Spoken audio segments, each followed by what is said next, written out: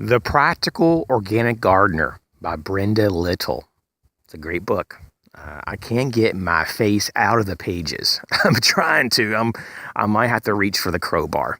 So I just wanted to share some just random quick tips in the very beginning of the book and I'm going to do this throughout 2017. I really want to just start going through the entire book in my own words, in my own language and thoughts. Just share some of the information. It's vital. Gardening is a very big part of homesteading and prepping, at least for me. And so I want to share this information. So let's just start out with the basic stuff. As you would imagine, the very beginning of a book, it's going to start at elementary kind of like level and build up. So our foundations of plants is that there's three main elements, like the essential elements of nutrients to even allow plants to even grow or function, or just they have to have it. It's the basic building blocks, and that obviously is nitrogen, phosphorus, and potassium. And now these plants in the soil react differently depending on what kind of soil is in the ground. So what's interesting is that the ideal soil has a carbon to nitrogen ratio of 12 to 1. Once again, 12 to 1 carbon to nitrogen.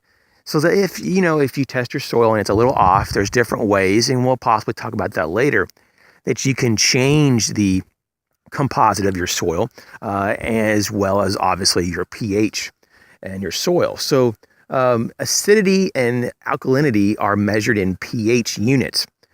And so, for example, the pH runs from like 4, which is very acid, to 10, which is highly alkaline.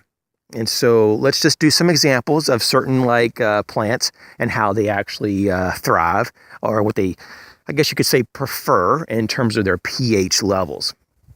So most vegetables and herbs prefer a soil pH of 6 to 7. So this is good to know. You can get like pH strips at your local pharmacy or order them online. They're almost like nothing. They're very inexpensive. And so you can do your own test to see if your soil is optimum for the type of plant you're planting. Garden flowers and most shrubs have a pH preferred balance range of 5.5 to 6. Well, that's pretty interesting. And then considering though that a 7 is considered more of a neutral soil pH, check this out.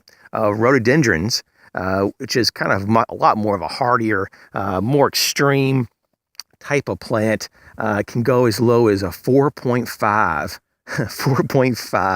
on the acid side of the pH. Wow, that's pretty low. So anyways, I just thought you might find this a little interesting, just maybe like a gardening quick tip here. Just some random information, though, that over time we're going to build on for a really interesting format and series on gardening. So stay tuned. We're going to have these throughout the weeks and months, all throughout 2017. So hit the like button. And if you're not joined, go ahead and join and hit that little bell.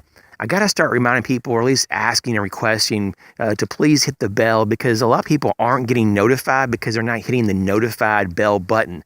So if you want content almost on a daily basis from this channel, it'll probably be typically 1 to 2 videos a day, and they won't be very long videos. I'm not going to throw a lot of crappy videos your way.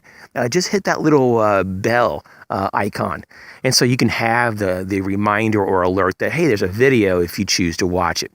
Thanks again for your support. I'll catch you soon.